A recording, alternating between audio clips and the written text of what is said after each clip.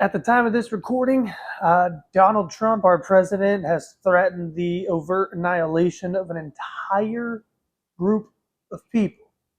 But we're not going to talk about that tonight because it's obviously a distraction from things that are blatantly more important. The fact that our government's lying to us about things.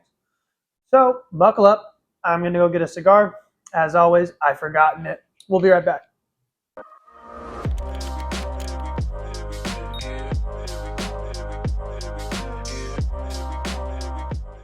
Oh gosh. I think it's probably going to be something like, I don't know, at least $600 billion.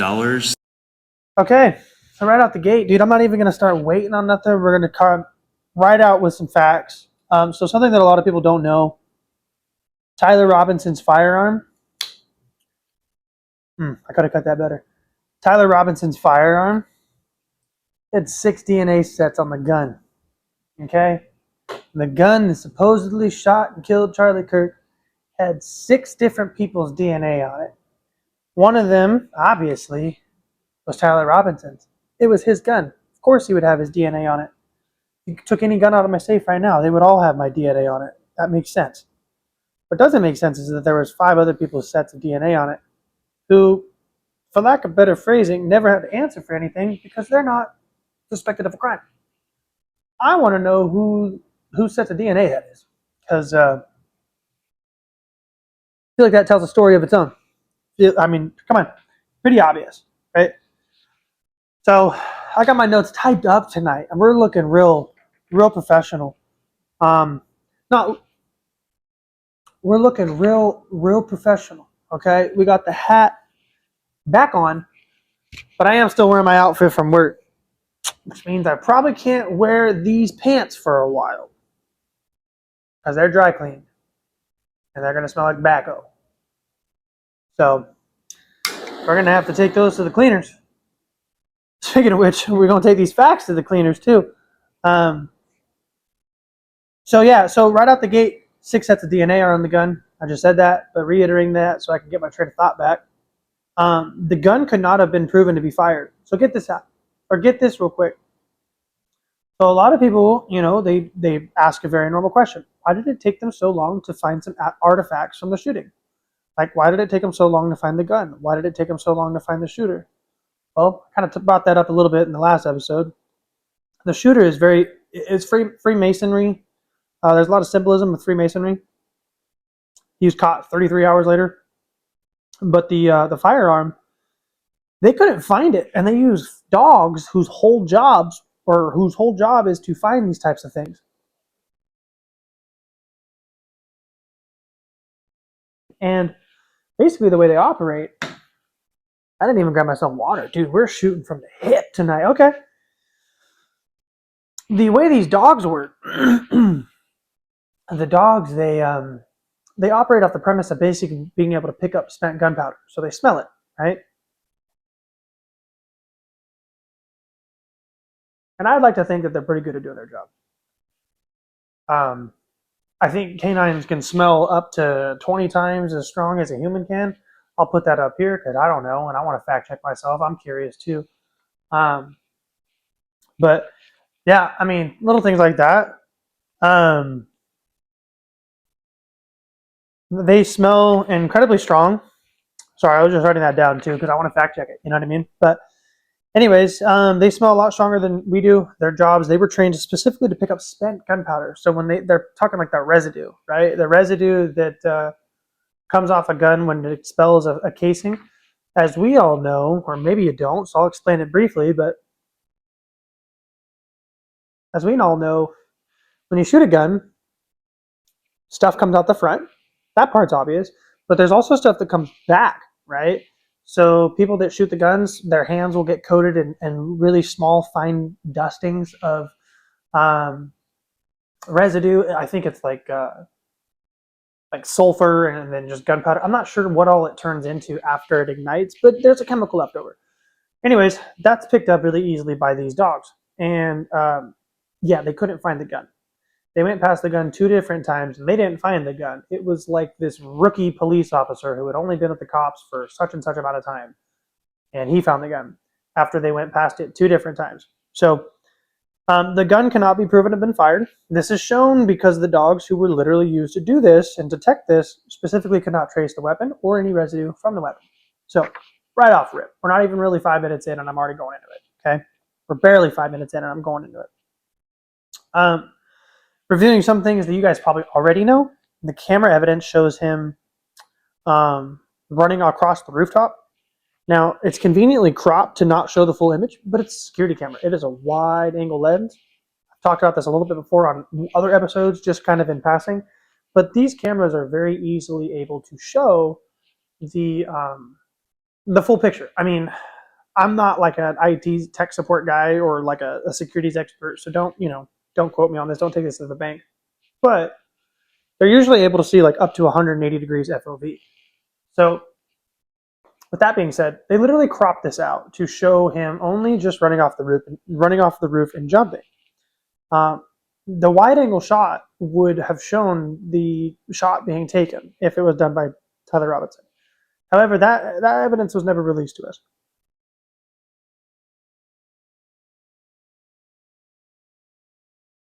I think that was done on purpose. Actually, I know that was done on purpose. There's no thinking. Anyways, main story is he disassembles his gun and jumps from the rooftop all in under 20 seconds. No, he didn't. The fastest guys online took roughly a minute to disassemble this firearm, and there's loads of people recreating it. I'm not going to link all of them here because that would be a thing. You're like linking other people and whatnot. But anyways, there's loads of other people on YouTube and Twitter, respectively, that have done this. So if you need any evidence, just look online. Just go on Twitter, go on YouTube, type it in. A 30-06 is the official story that hits his neck. It shatters 7 vertebrae. The bullet was found in his neck. They say, hopefully my mic doesn't get messed up when I'm doing this. They say that it hit him right around here, and it went straight through to the back of his spine, hitting his vertebrae. And I don't know how this all works out, but they say his I think it was like C1 and C2 vertebrae shatter, which is way higher than where he got shot. He got shot down here. Up here got shattered, and then his next 7 vertebrae straight down. They all got shattered. I just got a little ash on my leg. Anyways, they all got shattered. Shattered. Not little hairline fractures. I'm talking completely shattered. Okay? The bullet was found on his neck. Not a fragment. Bullet. Now, this is going to be important later. But this was the official reporting done by several sources, including TPUSA themselves. Now, when they reported on this, they said that the doctor said this. So, as far as legalities are concerned, that is hearsay. But they did say it, right? So we have it on record that they said this. We also have it on record that they individually said this. So it wasn't even hearsay. Erika said that they found the bullet. Erika said some stupid shit that Charlie had a neck of steel and that he was Superman and that they found the bullet in his bones and his skin stopped the bullet and all sorts of bullshit. But after it hit all these vertebrae, it then ricocheted and came out more towards the front and shattered one of his chest bones. So it did a lot of damage, is what the bullet is, or what the bullet did, supposedly.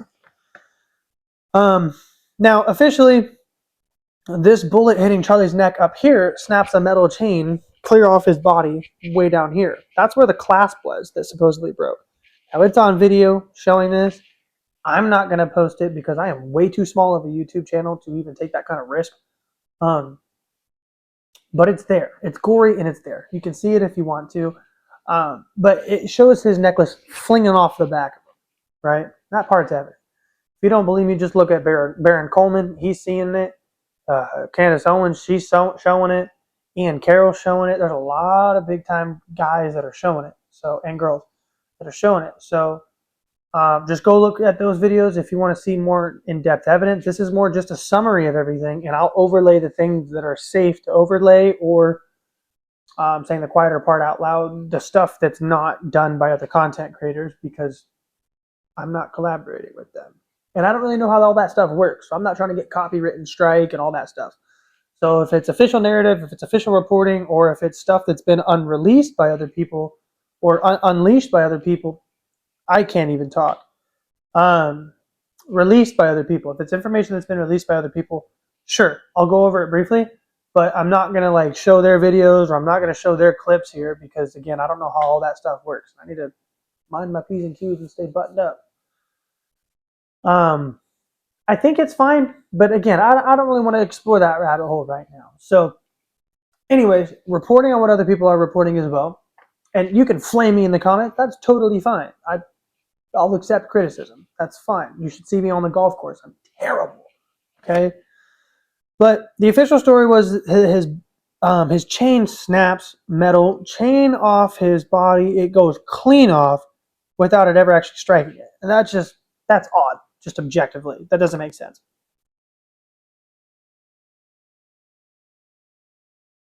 Now, just last couple weeks ago, or maybe about a week and a half ago, late March here, 2026, for people that watch this later, in late March of 2026, they said that they cannot even prove that the bullet matches because it was fragmented. Now, I went semi-viral on TikTok talking about this, and a bunch of people were trying to say, it's not what the news said. That's not what the news said. You're right. That's not what the news said. Now, let's talk about it further. And these pants are tighter than the Strait of Hormuz. So let's talk about it, okay? Let's talk about it. That is true. It can't definitively be proven either way. So guess what they're doing? The FBI is now using an outdated, proven to be fraudulent technique from 20 plus years ago to try and hang the gun on Tyler. Now, when I say plus Trump, God, I can't talk. When I say it's from 20 plus years ago, I don't mean that's when it started. That's when they got rid of it. They phased it out 20 plus years ago in about 2005. This very technique was created after JFK's assassination, using chemistry to link crime scene bullets to the ones possessed by a potential suspect. For lack of better phrasing, it basically argues chemistry says that the crime scene I'm sorry, what did I write here? It basically argues that chemistry says that the crime scene bullets and that the suspect happen to own the same bullets. They're the killer. That's basically the argument. There's no real proof. It basically just uses chemistry to show that both the crime scene and the suspect that they want to hang the gun on happen to own the same things. Now, what did I say up above? I said that there was half a dozen DNA prints that were found on this gun. Right? I said that there was half a dozen DNA prints that were found on this gun. Now, that's interesting because, again, it can't be proven, or it cannot have been proven to be fired. Why is that? Why is that there? I feel like that's very, very interesting. Now, the reason why this is interesting is because JFK's assassination was also very similarly designed. Oswald's gun, Lee Harvey Oswald, his gun was planted, stating that it killed Kennedy. It didn't. Same thing, same forensic analysis, couldn't prove that the gun had been fired. But they used this willy-nilly voodoo science shit that basically just said, yep, Lee Harvey Oswald owned this gun, yep, he owned these cartridges, and yep, chemistry shows that both of them had spent gunpowder if you fired them. That's basically how it works. And they hung it on him. Now, we're going to go into that a little bit more. I'm not going to make this a JFK assassination video, but we are going to go into it a little bit more. And I apologize for being rapid speed here. I realize we're only 13 minutes into this. Goodness gracious. Or 14 minutes, depending on how my editing is. This is wild. I'm already almost halfway through my notes, and I'm not even 15 minutes in. I guess this won't be that long of an episode. Fine. That's fine. I thought it was going to be a long one. That's cool. Short videos are great, honestly. Now this very technique, I already read that. I'm so sorry. I'm a dumbass. Don't mind me. I'm just hitting my cigar over here. Now, because Oswald's gun was planted, a lot of people don't believe that right away. But again, they made this entire technique to prove that the gun was shot because they couldn't otherwise prove it with actual forensic analysis. Now, right out the gate, that's sniffy. Or, it doesn't pass the sniff test. It makes you want to sniff a little bit. So let's unpack JFK. Let's unpack Lee Harvey Oswald. Let's unpack J.D. Tippit. Who's J.D. Tippit? Bet you guys didn't think I was going to throw a curveball at you today. You did. I wasn't going to do it. But J.D. Tippett is one of the police officers that worked in Dallas at the time.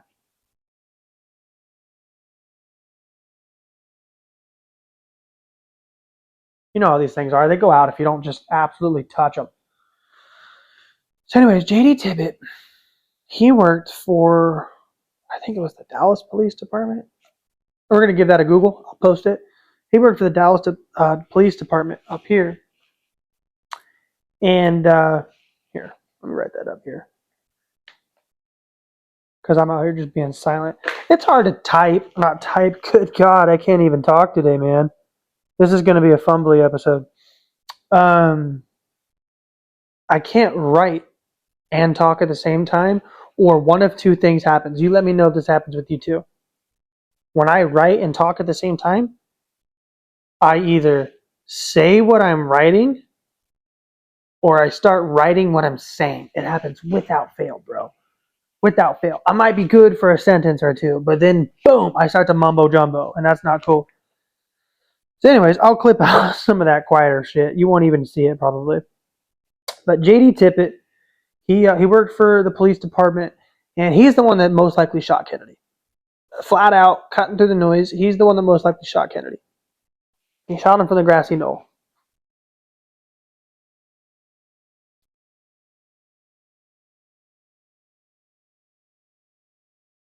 He shot him from the knoll.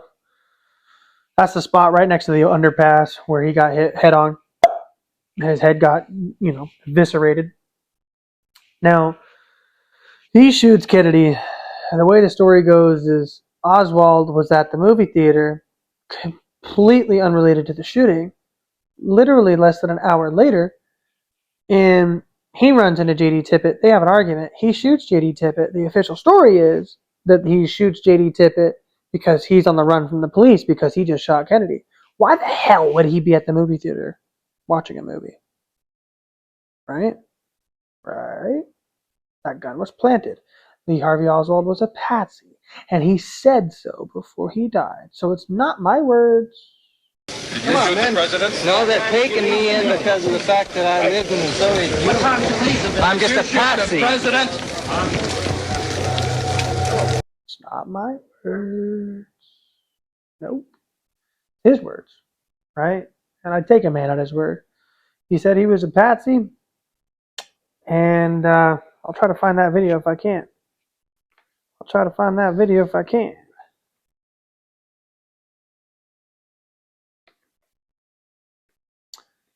But, yeah, man. So anyways, he shoots J.D. Tippett. J.D. Tippett goes down. He's dead. That's one man out of the orchestra, right? And then what happens to Oswald? We already know what happens to Oswald. Oswald dies when he's leaving a courthouse. Pretty much in police custody. Should be safe as a whistle. And he's not. He gets shot by Jack Ruby, who's a well-known mobster who owns strip clubs. They say it's nightclubs. It's not. They're strip clubs. Okay? They're sleazy schloos. Yeah, you know what they are. They're not upstanding places of business. And he was a mobster. And the mobsters funded the Kennedys. But we don't need to go into that rabbit hole. But at least you know that. So, Jack Ruby kills Oswald. After Jack Ruby kills Oswald, he goes crazy in prison. So crazy in prison, because of all the drugs they gave him, he might have gotten cancer from them. And I don't say that because, like, oh my God, they gave him cancer. I can't prove that. That's like, you know what I mean? Complete conjecture and speculation. But if you start to follow this conspiracy, it's like, dude, anything can be possible at this point, in this stage of the game, right? Dozens of witnesses to the event died shortly thereafter. Jack Ruby went crazy. I think they drugged him to the point that he literally contracted a form of cancer, and then he died, I think, of that cancer after being clinically insane for the rest of his life. So he couldn't talk. So everybody that was directly involved in the assassination, dead or crazy, or dead anyway. So just a little bit of piece of stuff to think about in regards to this firearm. Because everybody, after I made that clip, Everybody goes, oh, you're wrong. You didn't read the article. You didn't read the article. You didn't read the article. You didn't read the article. The same article is the one that says that a dozen or half a dozen fingerprints were on the frickin' gun and only one set were his. Come on. People say, I didn't read. Dude, I read too much. I got 2 books just out here in the garage. I got a book at the work at my work to just bullshit and read. I got 2 books on my nightstand. My reason for bringing that up, I'm not saying I only have 5 books, by the way. The reason I bring that up, and you can take this to the bank, if my mom sees this, she'll probably comment on this. If my wife sees this specific portion, she'll probably comment on it. I read multiple books at the same time. I have a very weird ability to do that with my brain. I can't explain it, but I can tell you all of them, what they're all about. This one's about Jesus. That one's about a Nazi conspiracy to kill 3 world leaders at once. One of them by my bedside is about JFK's assassination and what's going on with that. The one at work is about the book of Enoch that was completely omitted from the Bible. And then what was the other one that was by my bedside? I haven't actually read that one yet. So I don't know what it's about. So there you go. But I haven't cracked that one open yet. But I'm literally reading 4 books at a time. That's my fucking point. So people saying that I don't read books, they're stupid. People saying that I don't read the article that I'm trying to clickbait and get some content out of, they're also stupid. Just because I do a little bit of clickbait doesn't mean that I'm not reading what's going on. I love Charlie Kirk. And I don't mean that in like a false idolatry type of way. Like, it's not like that. But I really respected his mission. I respected his vision. I respected what he had to say. And I respected that even a lot of times when he said some stupid shit, he had a good sense of mind about it. Like, here's a good example. Here's a really good example. Here, I'm going to share an opinion with you that he had that I actually completely disagreed with.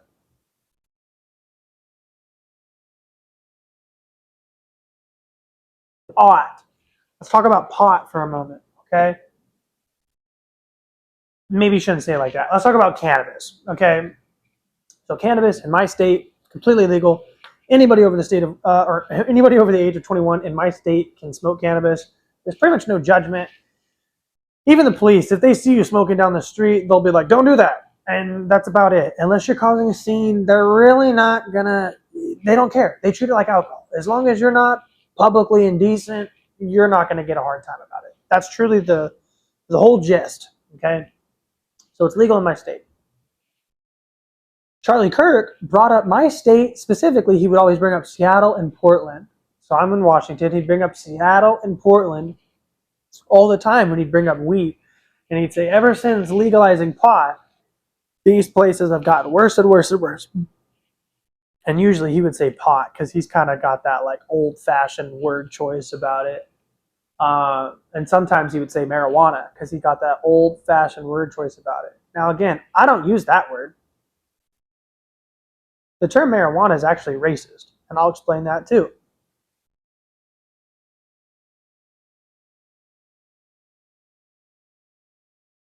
In the original Reefer Madness days, like before the TV advertisements, in the original Reefer Madness days, they basically argued, and I'm just keeping this short and sweet because it's not about the topic tonight, but they basically argued that all brown people smoked pot and that they were bringing it over here and raping our women. Just keeping it short and sweet. That's the racism of the time.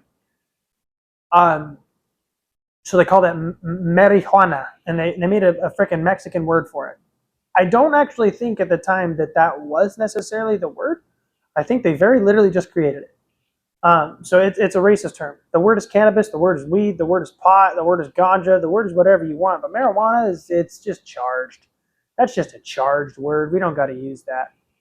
So anyways, Charlie always brings up cannabis in Portland, cannabis in Seattle, weed, weed, weed. It's the reason why those states suck. Okay?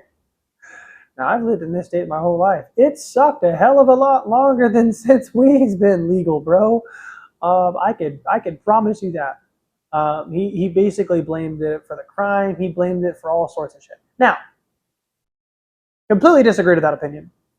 But he brought up facts to support his opinion that was very tangible and at least made sense. Portland and Seattle are definitely crime-ridden cities. They're not doing so hot. I don't think weed's to blame. It's the harder drugs that other people are doing that are not weed that are to blame. I think. But neither he or I are experts in that. So that's just something I wanted to bring up about him, though, because a lot of people think like, oh, you loved everything he said, or oh, like this or that. Like, no. I'm an objective person. I think of things very objectively. If things are wrong, things are wrong. Then that should just be how it is.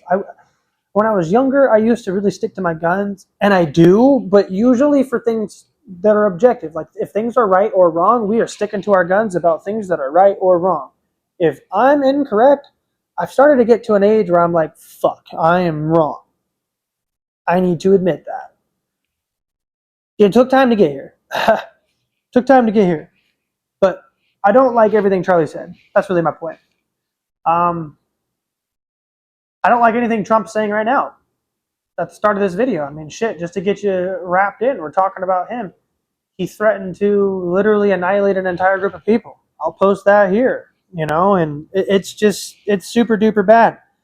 I don't really like anything that he's doing.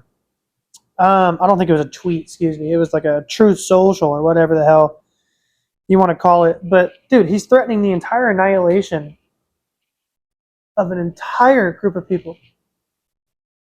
It ended up not happening because, of course, the guy doesn't follow through on anything he says. In this case, thank God. But he openly threatened the annihilation of an entire group of people, that's genocide. That's our president. I don't support anything he says. On Easter, he's literally cussing out people, saying he's going to blow them to hell. I mean, dude, he's just doing terrible things objectively. And I'm a conservative person, you know what I mean? So, like, I just don't get it, you know what I mean? I don't get it at all. I think he's actually kind of a jackass. And again, as a conservative person, got a lot of guns. It is what it is. It is what it is. But anyways, back to the official story of Charlie Kirk. Multiple Jewish donors were pressuring Charlie to make movement for Israel. He said he had no choice but to leave the pro-Israel cause. He said Jewish people play into all of the stereotypes. I put in parentheses in my notes. We do. I don't mean to, but I'm definitely obsessed with money.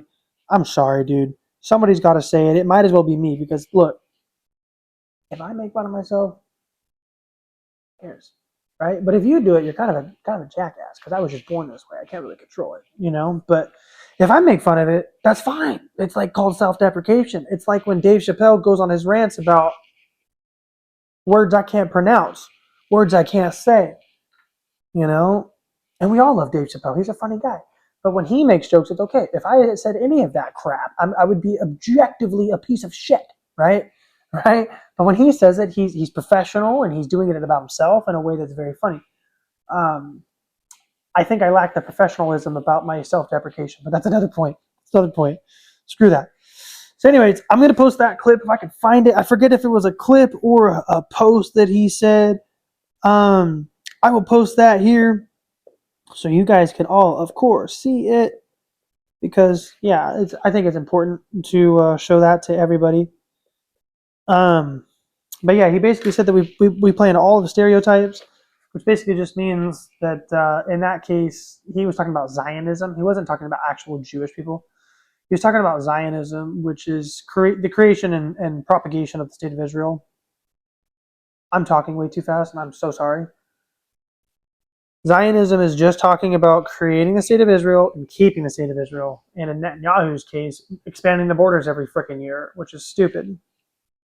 Benjamin Netanyahu may be dead, and I certainly hope he is, but if he's not, he's going to still run this place under the ground until he doesn't. He started asking questions about Israel. I've already showed that a little bit on my podcast. I've posted some short form videos of it.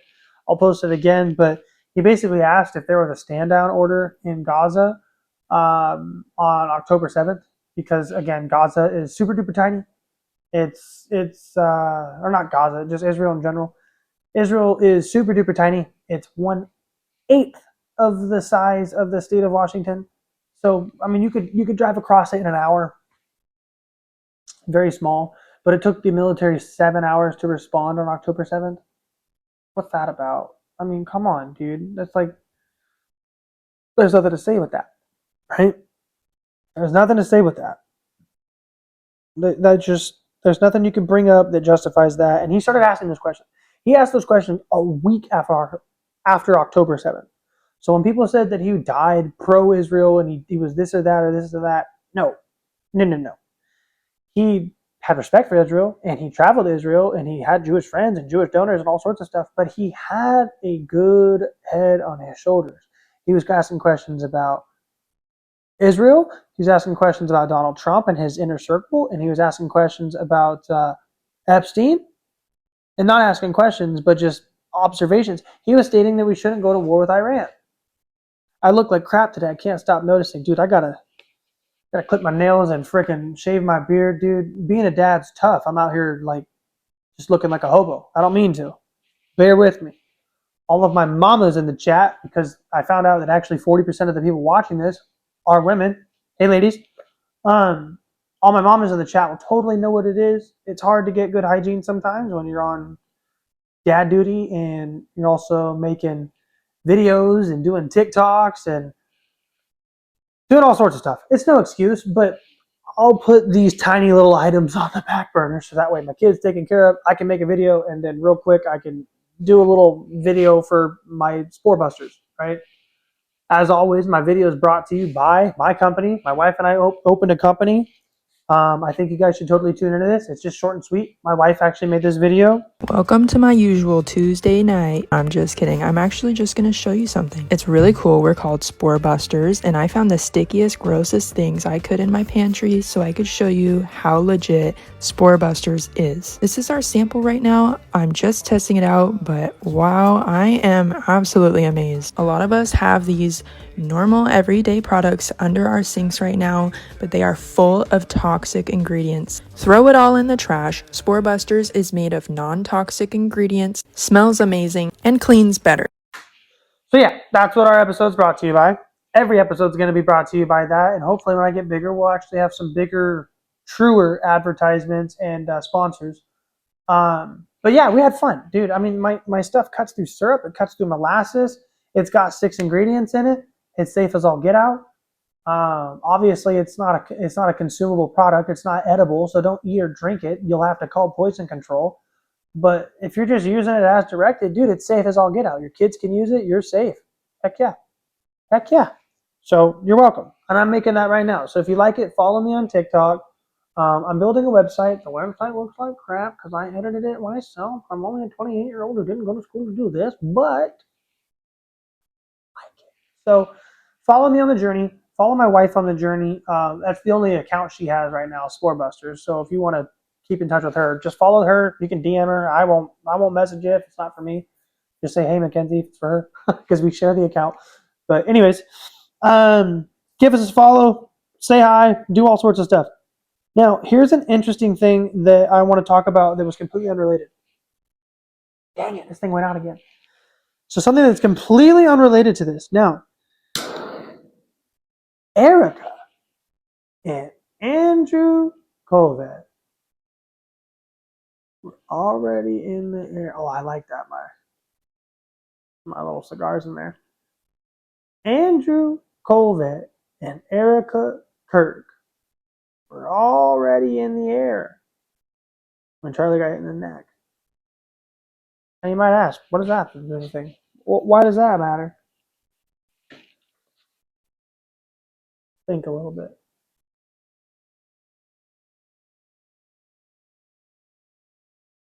I got a little bit in my eye. Let's think a little bit. They were already in the air, flying to Charlie when he got shot. I look so tired in this video. This is crazy.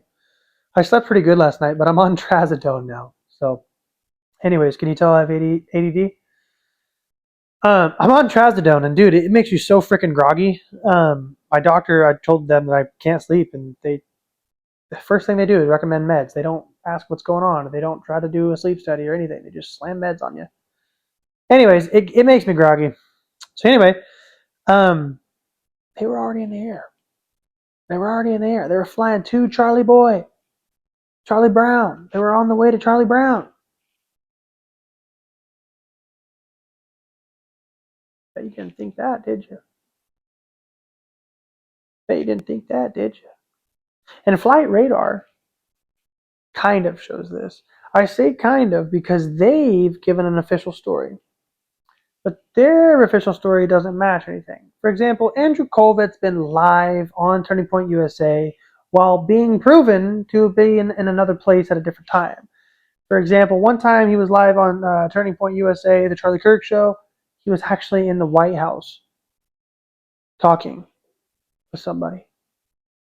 And so somebody in the White House tweeted Candace Owens and was like, dude, he's here. Like, he's not there, he's here. And they corroborated it, and they provided evidence and all sorts of stuff.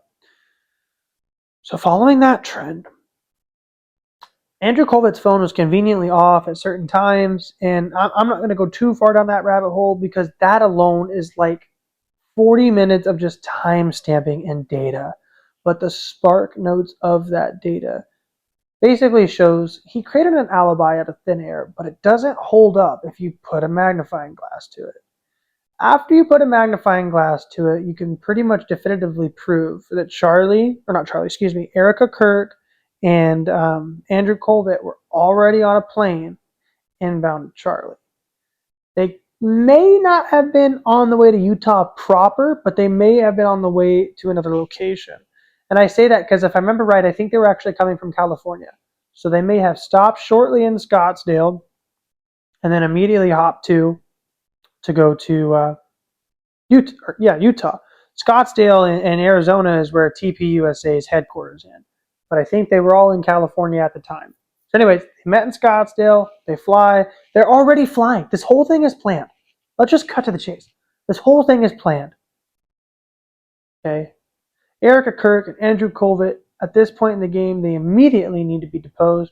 They immediately need to be investigated. They immediately need to be brought in for questioning. Every little thing needs to be put under a microscope with those two. They had express foresight of the killing. I think Benjamin Netanyahu ordered the hit. I think the Israeli military, or maybe, I don't know, I think the Israeli military most likely. I think the Israeli military or our military orchestrated this hit under black operations. Benjamin Netanyahu ordered it, threatened Trump with it, said, you're going to do this or I'm going to get you next. And that's what we're seeing now. And I know that's a wild take, but let's zoom in. Trump just threatened genocide on a social media. He just threatened genocide on social media. A man doesn't do that unless he's under extreme duress. We were under no threat by Iran. No threat. No threat. I've already covered that. I don't need to post any other clips of that. You've seen it. We've dealt with that. Joe Kent. Just Joe Kent. Go search Joe Kent because I've already posted it. I'm not going to post the same clips every video, right? That's just not healthy. That's not organic content, right? We don't want to do that. So I've already showed that. But there was no organic threat from Iran. It's interesting. We're all at war because of this. Charlie Kirk said he didn't want to go to the war with Iran. He said Trump would lose the Gen Z, Gen A vote. He said he'd probably lose the millennial vote. I mean, dude, we all grew up with the global war on terror. We don't want to see this. Charlie Kirk died for that. Yeah, it's getting hot out there, man. It's getting real hot out there. I don't like it at all. Yeah, I just don't know. They ordered the hit. After that, Benjamin Netanyahu threatened Trump. He said, if you don't do this, if you don't allow us to do this, you're next, buddy boy.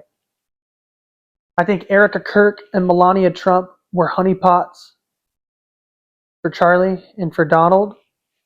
I think both of them got wrapped up in the cesspool. Charlie tried to get away.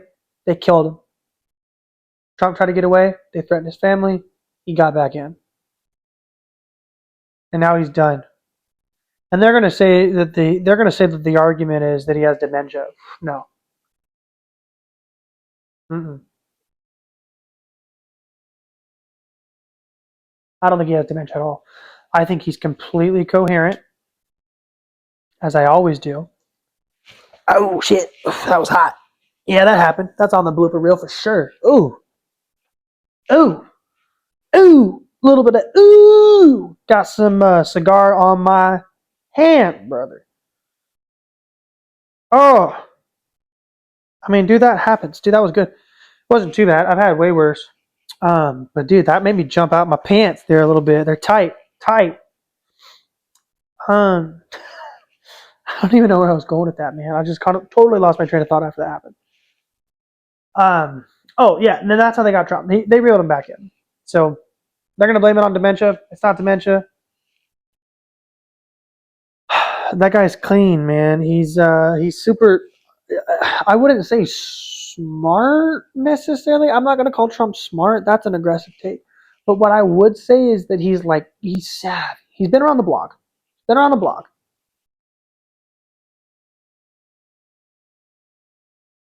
The news posts all these clips of him falling asleep. It's like, dude, the guy's on the East Coast governing a country that's got time zones that go 5 hours back behind him.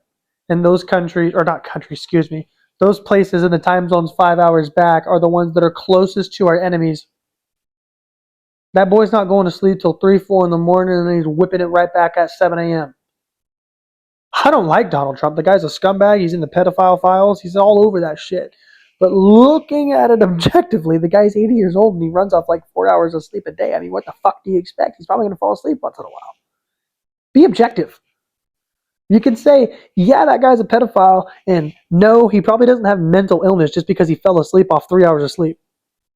Like, no, two things are allowed to be true at the same time, guys. That's okay. Anyways, back to Charlie Kirk. Candace finally revealed evidence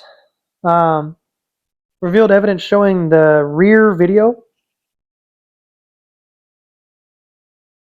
of Charlie going down. There's no blood.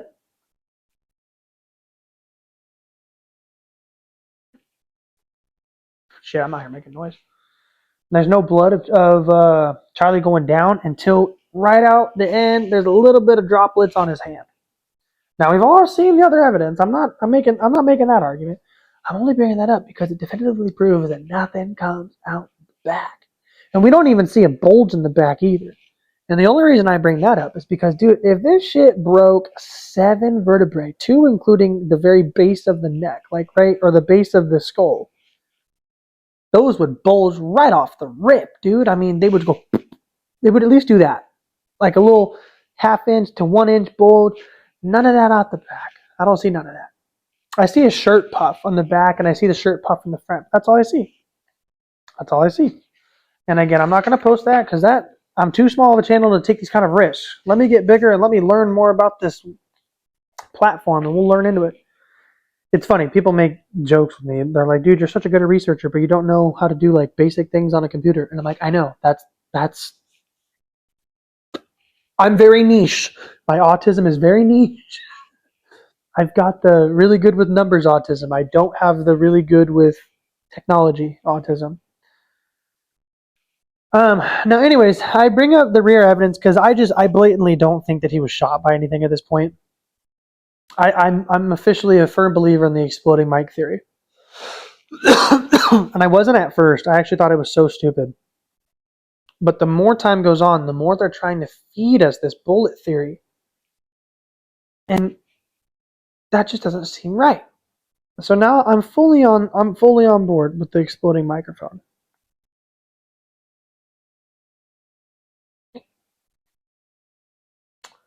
Things like sucking a golf ball through a garden hose right now. I don't know what's going on. But anyway, I believe in the exploding mic theory. We've all seen it. It's a little lapel mic like this. Don't blow me up, Israel. It's a little lapel mic just like this. And it got sent to a warehouse that manufactured a shape charge that basically just makes it go straight into them. However, it malfunctioned. Now, there's people on Twitter. They've done independent analysis. I'm not going to post them. You know what? I just now realized 45 minutes into this, I'm pretty positive I can do all of that. So yeah, I think going forward, I'll just keep editing like I had been before. We'll keep posting all of the clips and things that I can. Bear with me, guys. We're learning. If you're here from the algorithm, cheers, boys. Cheers. And girls, cheers. But anyways, I'm a young man. I'm trying to do things right by the book. I don't want to get booted. So anyways, there's guys on Twitter that have done thermal analysis. Charlie's chest gets really hot at the point of impact. The second he gets shot, his whole chest gets really, really red. And then it immediately collapses and gets blue, which indicates a vacuum, meaning, the air collapses in on itself. And for just a hypersecond, just a blip, it's cold. It's not really cold, but it creates a vacuum, which creates wind. And the wind creates a certain void of pressure and temperature. So anyways, there's pressure analysis on that on Twitter. If I can find it, I will show it. That's so hard to find. Because it's like a really random, obscure guy that's just like a videographer that did this. He didn't have a lot of followers, but I'll try to find this. I'm just going to type, or I'll just write in thermal imaging, and then I'll write the timestamp here. But, yeah, I love how I say it's going to be a short episode, and now we're here for 45 minutes. I do this every year. So anyways, this thing, the whole thing shows his chest collapse. And then right after that, we see shrapnel go up into his neck, and the blood wound happens. Now, the blood wound is superficial. And I say that because a lot of people need to be reminded of that. This wound was superficial. It did not go as deep as you like to think it did.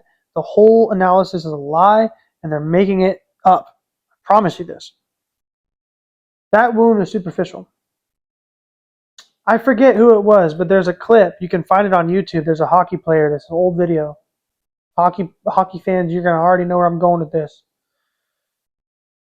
Basically, there's a video of a guy. I don't even like talking about this. It's such a graphic video. There's a video of a guy who he got hit in the neck with an ice skate in a hockey game, and it was televised because obviously it's hockey, right? And he got ear to ear slashed with the ice skate. And anyways, the wound itself, obviously it was wide, but the depth of it was not actually that deep, but it hit the carotid. And this guy leaked out. Dude, I'm talking all of his blood was on the floor in under 30 seconds. He survived. It's the only reason I'm talking about it. I wouldn't talk about this graphic thing if the guy didn't live. He survived, and the only reason he did is because the medic on duty that day or whatever, like on staff for the hockey players, he was a combat medic. And he literally stuck his hand in the neck, pinched the jugular closed until they got him to the hospital. He kept his hand on his jugular or his carotid, whatever one it was, kept his fingers pinching the artery, and kept him going until they got to the hospital. And they just manually pumped his heart. Guy survives. He ends up making a full comeback. I think he retires soon after that, just because it's you can't do a full career after an injury like that. But he makes a full recovery. He survives. Okay, I bring that up because they tell us that this wound of him getting shot in the neck was that much damage. If he really truly got shot in that neck with a bullet, we're not going to see that. You know what I'm doing with this. We're not going to see that motion that we saw. We're just not. That was Hollywood imagery. They wanted us to see that. It was a blood sacrifice. I actually think that it was an accident. I think that he was supposed to get hit in the chest for a clean shot. But after it hit him in the neck, they said, okay, let's saturate this. Let's really use it. That's why that frontal clip is the one that went viral. Not the dozens of other videos that were being filmed at the exact same time from so many other angles. The one from the front is the one that went viral. Right? Because they fed that on purpose. They knew that it would hit. And so, anyways, the warehouse that made this shape charge, and I'm not going to get in too much into the receipts because I don't know if it's on Twitter or if I will have to manually find it. If I can find it, I will post it. You have my word. But that's a hard one to find if it's not the Twitter file.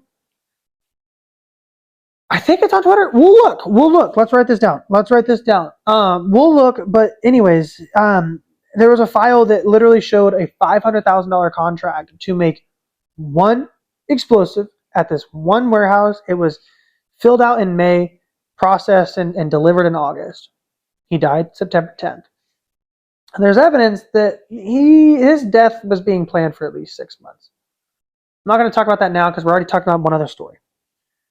But the warehouse that this device got sent to that turned into a shape charge, this warehouse was known for making shape charges. It's not even a conspiracy. They do this. The contract that was for $500,000 roughly specifically said it wanted anti-personnel. It wanted to be smaller than usual, meaning even smaller than a shape charge like this that's anti-personnel.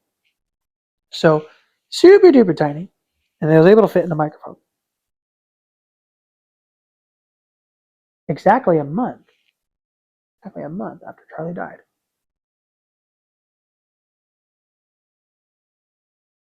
I talked about this briefly, just ever so briefly, on one of my very first episodes when I came back to YouTube or whatever. A month to the day after he died, that entire warehouse blows up. And literally every single person in that warehouse died. The only fucking survivors are the people that were not there that day or the people that were out in their car on a smoke break.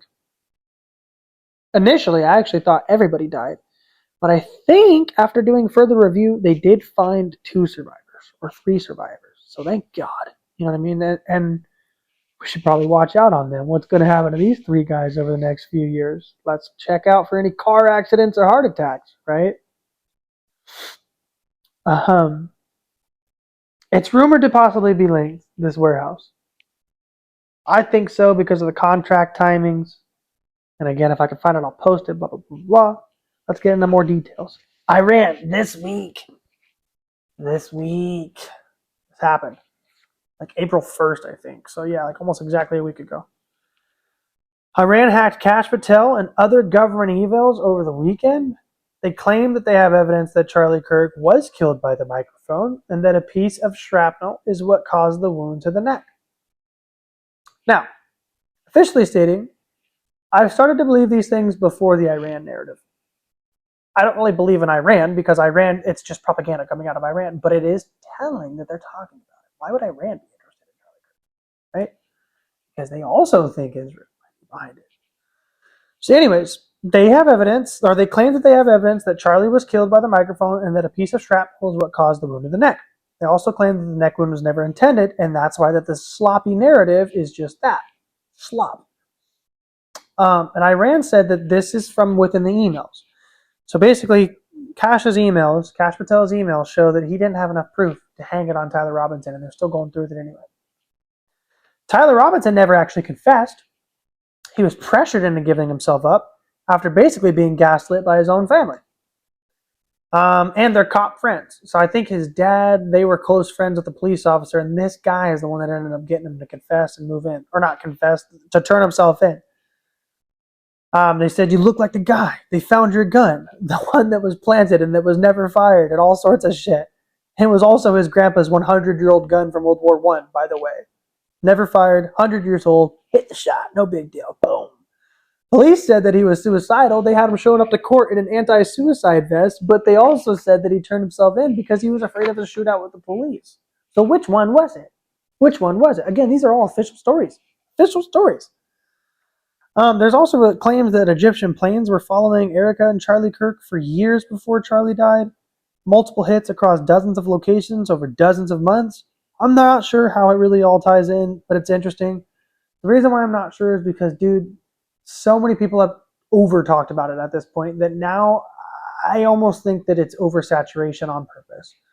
Oversaturation is it's a ploy by the CIA to, whenever there's a conspiracy, they will oversaturate a certain narrative to get you off the other topic. Personally, I think that's what happened to Erika. I think she fell victim to the oversaturation. I've tried to look into the planes, and I'll be honest, it seems like a moot point. Who gives a fuck if the planes are nearby Charlie Kirk?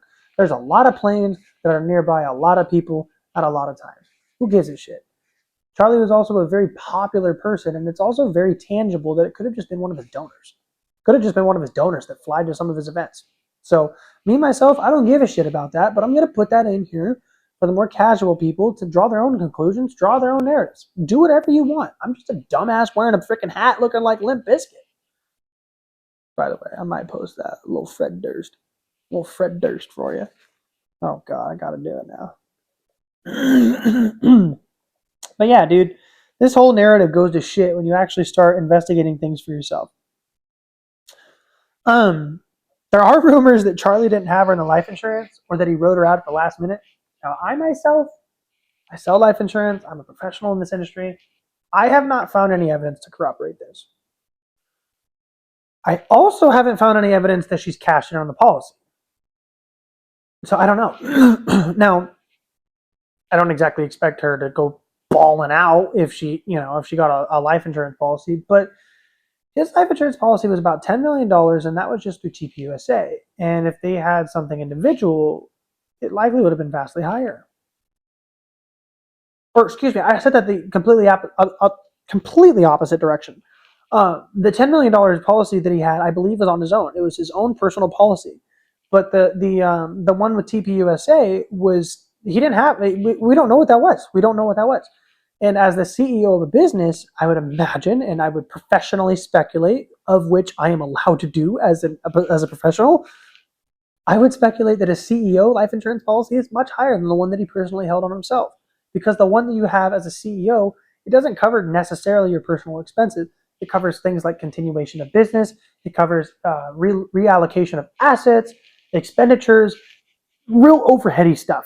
Obviously, a lot of it goes to the spouse and next of kin, but the big bulk and chunk of it is actually built to maintain the business, right? So things like that. Yeah. And now I myself, I can't find any proof. So again, for me myself, this is just a rumor, but I'm going to bring that up. So there you go. Now, Charlie openly stated, they're going to kill me the night before. He told this to multiple people. And to one person specifically, he actually said tomorrow. I'm not sure who that was. And if I find that, I'll post that here for you. But it was a TPUSA insider. Excuse me.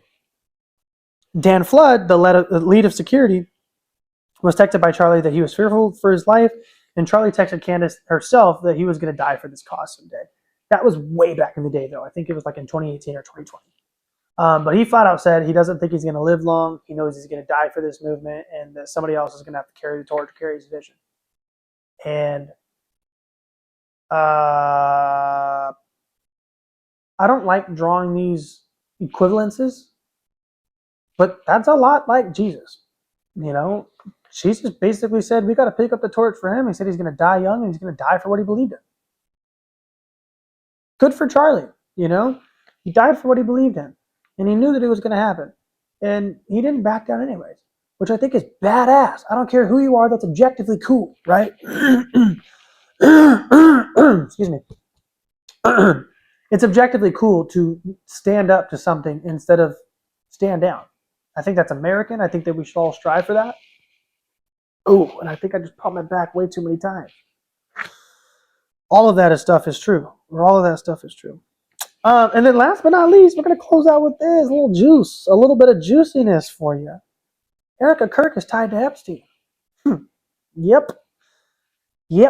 I don't know how deep it goes yet. It's still coming out, but she's from the Arizona pageant world. Epstein is tied to the New York, Florida, and Arizona pageantry world. He's basically just tied in the nationwide pageantry world. So those are the three states that have the quote-unquote biggest events outside of, I think, California. I think California has big ones too. But anyways, he's hot in that scene. He was really big in that when he was quote-unquote alive. Erika is tied to trafficking in Romania. A pastor through one of her foundations that was literally like a program to help orphaned kids in Romania. A pastor through her foundation had several allegations and cases against him tied to sex trafficking and abuse. That is no exaggeration. You can look into that. If I find it, the independent data, I will post that here too, as I always do. Erika managed a property tied to Epstein and Eastern European models in New York. Basically, they cramped several of these women in per room, Candace reports on this with receipts, so I'll let her take that away. If you guys want to go over her episodes, of course, give her some love. I don't know why I'm plugging somebody who gets millions of views already, but that's guess that's just me. That's just me. I'm a dumbass. Anyways, if you haven't seen her clips on it, she talks about it pretty well. She only talks about it on her more recent episodes a couple of times, but basically, Erika Kirk had her real estate license, but she never sold anything, which is really odd. She just managed properties. And the properties that she managed in New York were 100% the same addresses that were tied to Jeffrey Epstein. However, and this is just being the devil's advocate, their buildings in New York. So she could be managing one unit and he could be 50 units away. Like, you know what I mean? It could be complete coincidence. I don't know if I believe in coincidence at this stage in the game, but that's where we're at in this stage of the game. So, with that, let's digest. I'm going to get into editing. I'm going to start posting some of this stuff. I'm going to put it out as quick as I can. We're going to do all that stuff. I don't want to get into the short and sweet of it. We're just talking about shit tonight and getting to it. So, with that being said, I hope you guys have a good one. I'm going to try to find a more fun conspiracy to talk about soon, but I'll be honest, I need ideas. A lot of people want me to talk about the moon landing being fake, but I don't believe in that conspiracy. Math proves that we went there. And I think that that's the problem for a lot of people, is a lot of people are not good at math. And that's okay. So I don't really want to talk about that. And I don't really want to talk about Artemis 2 either, because I think that's a distraction from the events that are going on, which sucks. I really want to talk about the space travel and all of the cool stuff, but I think it's a distraction. So I don't know. Do I find a fun conspiracy to talk about? Do I find fun news to talk about? Or do I just keep hammering this? I don't freaking know. But as of right now, this is what I know from the main story and from the quote-unquote rumors of the story. I'll keep reporting on it as I can. You guys have a good one. I'm not going to be like Candace Owens, where I do 5 episodes of the same topic in 1 week, and then you don't actually find out anything new. No shade to her, but I've taken her last 6 months and Baron Coleman's and Ian Carroll's, and I basically summarized it in one video. So there you go. If you like it, share it with your friends. Please do. I'm just a young man who likes to blabble, and I'm not going nowhere. So as always, homeschool your kids. Don't pay your taxes. I'll post some links so you can homeschool your kids. Khan Academy will be in the description. Great thing there. Other than that, you guys just stay safe. Just stay safe. I'm going to get out of here. You guys have a good one. I'm going to shut up. Cheers.